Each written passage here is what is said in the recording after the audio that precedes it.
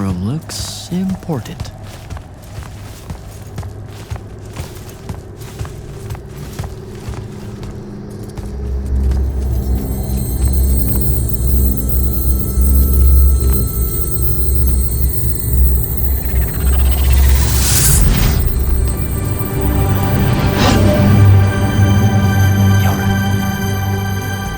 Your hair is staying.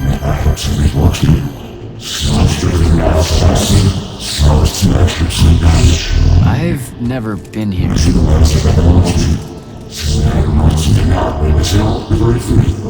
Yeah, you're talking about someone else.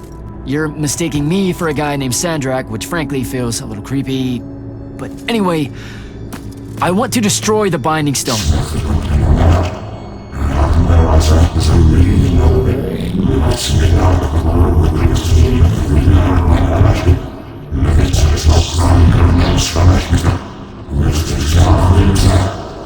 You're not listening. I don't have a Binding Stone. Or a mark. I can't surrender what I don't have. I already told you, I'm not... Wait. You can give me the same mark as Sandra. Control it, or destroy it.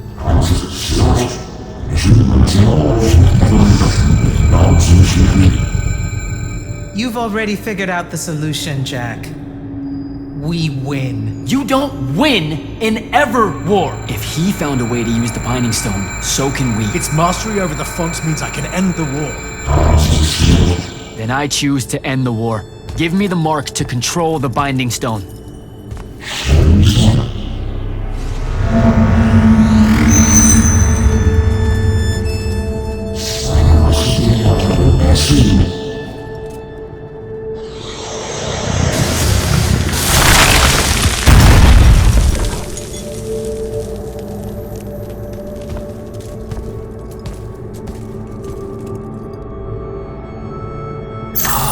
I think I broke it. Great.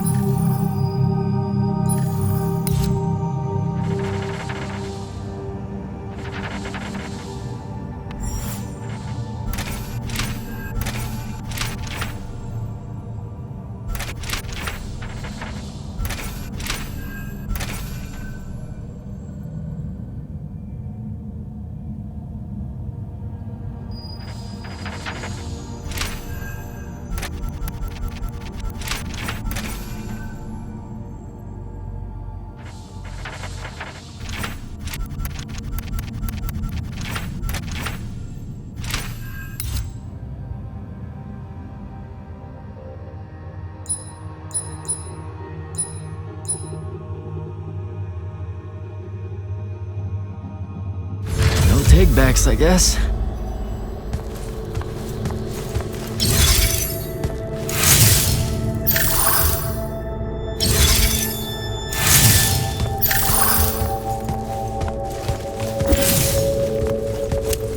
Alright, so that's what disobeying orders feels like. Not so good.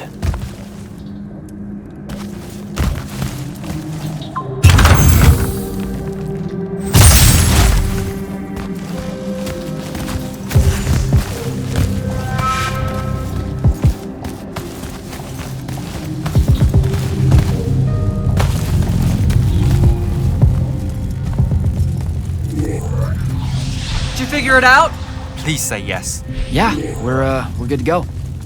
With this, I can destroy the Binding Stone. We just have to get close enough to Sandrak. How do you propose we do that when we don't even know where he is? This mark gives me a connection to the Binding Stone. I can feel where it is. I can feel where Sandrak is. He's moving east, towards the Deepmere. There's a font in the ocean. Sounds like it. All right, pack it in. We're leaving soon.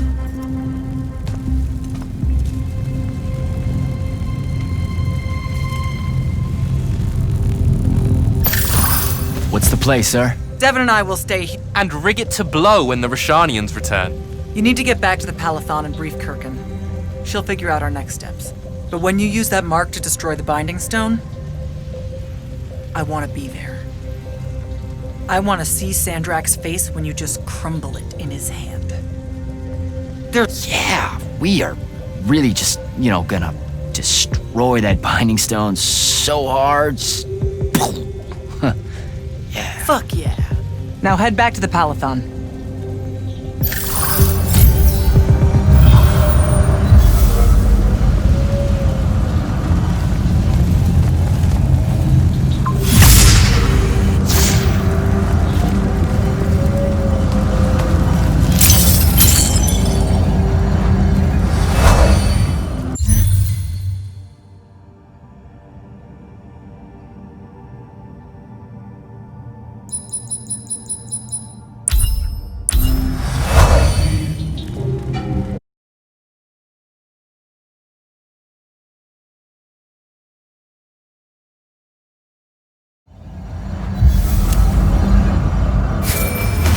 Sir, I'm back at the Palathon. Well done, soldier. Meet me in the vault. We can finally have that conversation that I've been trying to avoid.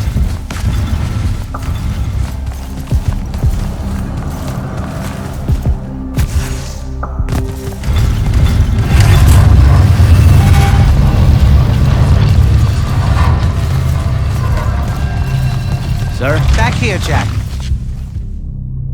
Here. This dossier is for you. My report of Sandrak's time as an immortal. Some details I was hoping for more than a summary. For us to talk about it. it will have to do.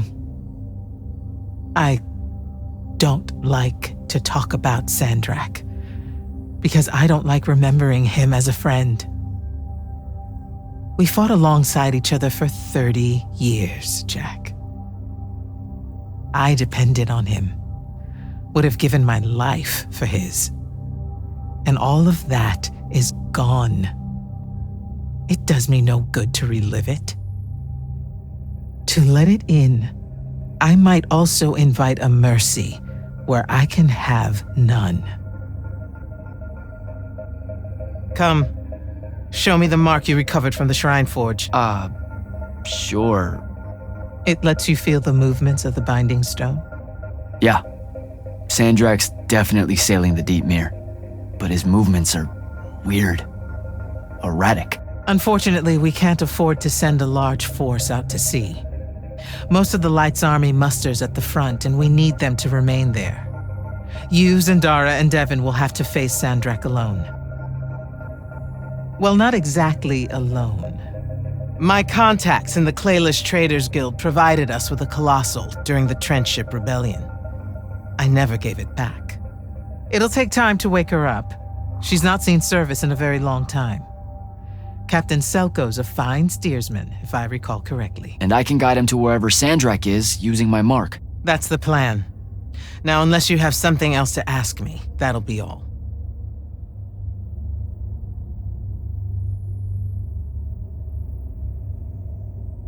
You've been hiding anything and everything about Sandrak being an immortal since day one. I deserve more than a report you wrote up. Tell me, Jack, if you had a very close friend that you shared a common cause with for the longest time, a vision of what was right and true and good, and they betrayed that vision, betrayed you, how would you feel? Would you want to talk about it? Could you talk about it? If the person you once knew became someone you could never now understand. I'm pretty sure I know what that kind of betrayal feels like. So, yeah, I shouldn't ask you to reopen old wounds. Thank you, Jack. Thank you. For the breaking of his oaths to the Order, I exiled him back to Rasharn as punishment, thinking his ancestral enemies there would be the death of him. That last part didn't work out. Not even a little bit. All right, I've got everything I need, sir. Zendara and Devin should have already returned by now. You'll all set out for the Deep Mere in the morning. Oh, one more thing. The Oromik girl, Kenzie. She wanted to speak to you when you returned from the Shrine Forge. I think she's a bit smitten with you. Yeah, I don't know if it's limited to just me, sir.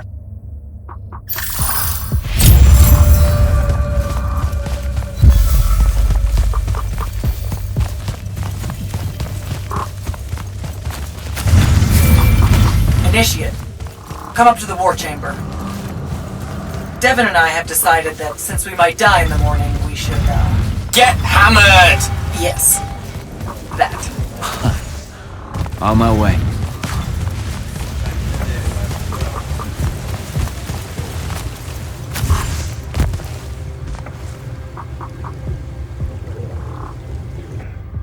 I've got 100 Alori chasing me.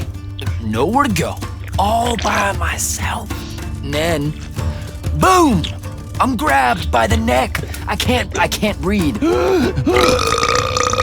Sure, just interrupt my story in the rudest, most disgusting way imaginable. That's cool. I honestly forgot you were telling one. Oh, did I ever tell you guys about the time I almost turned 100 years old? My company was holed up in the trenches at True Haven Pass. I was still assigned to Lights Army then. Medical watch, yes. Yeah, I'm pretty sure this is a lie. Absolutely serious. The Rashanians hit the trench with an aging spell. By morning, we're suddenly too tired to fight. We're too infirm. Our brains are muddled. We've got the cataracts.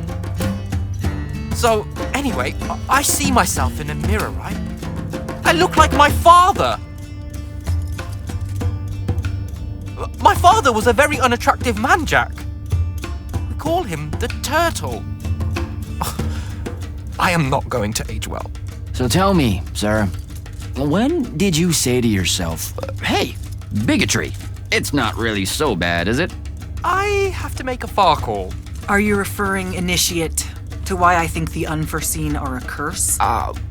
Yep. Telenir was a small city in Kalthus.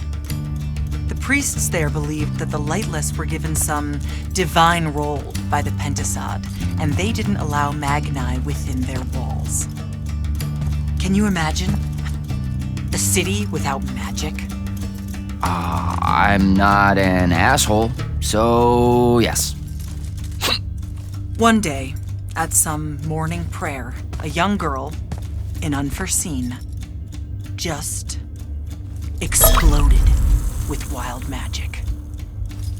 She died screaming as spellfire erupted from her body. All of Telenir started burning.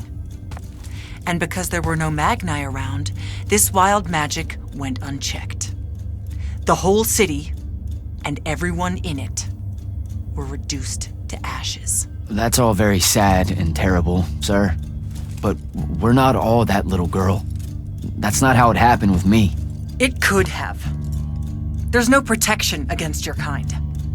And when you do happen, more often than not, people around you die.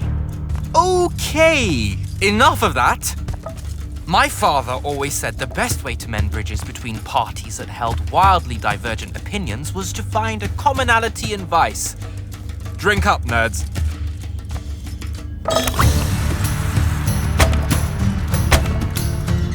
Another.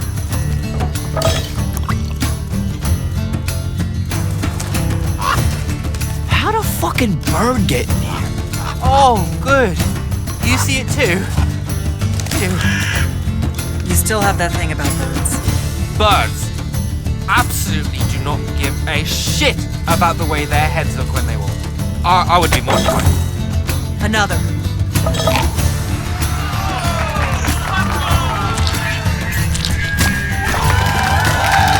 Damn it. Another.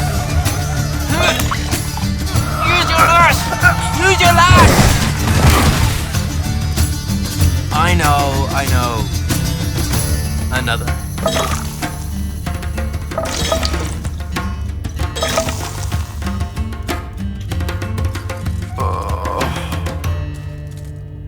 Am I dead?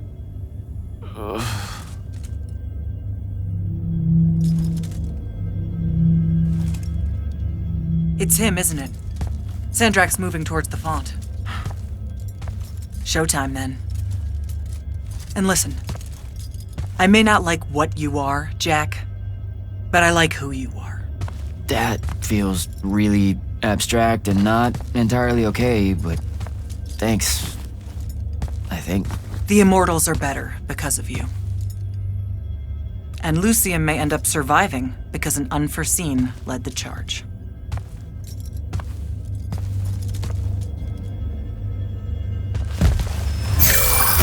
Morning, sir. Unfortunately, It was a good night, sir.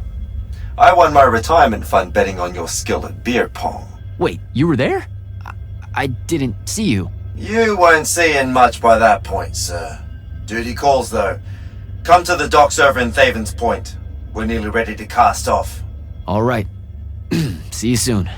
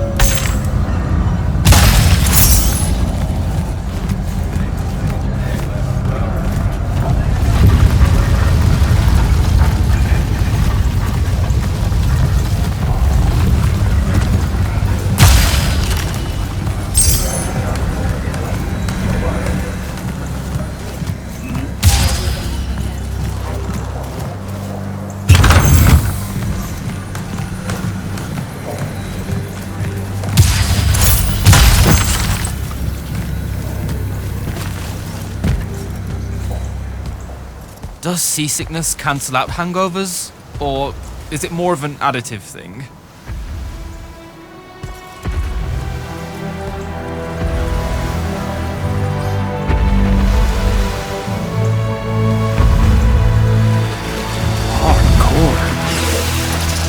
Welcome aboard, Immortals. What's our bearing, sir? Can't give you anything precise, Captain, but north by northeast, 5 knots. If Sandrak changes course, you'll be the first to know. Something wrong? Just the fact that this mission and the war hinges on something that we don't understand. At all. We'll catch him, sir.